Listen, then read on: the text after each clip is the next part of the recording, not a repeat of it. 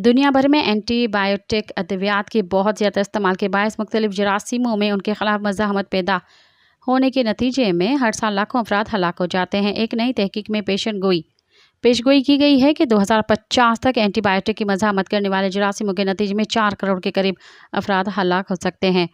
America के Washington university की तहकीक में बताया गया है कि एंटीबायोटिक मज़ाहमत के बायस होने वाली हलाकत में मुसलसल इजाफा हो रहा है और आने वाली दहाइयों ये सिलसिला बरकरार रहेगा।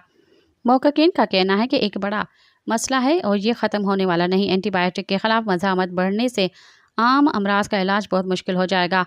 ख़ासतौर पर मुअम्मर अफराद इससे बहुत ज़्यादा मुतासर होंगे। इस तहकीक के नताइज जर्नल द लानसेट में शाया हुए हैं।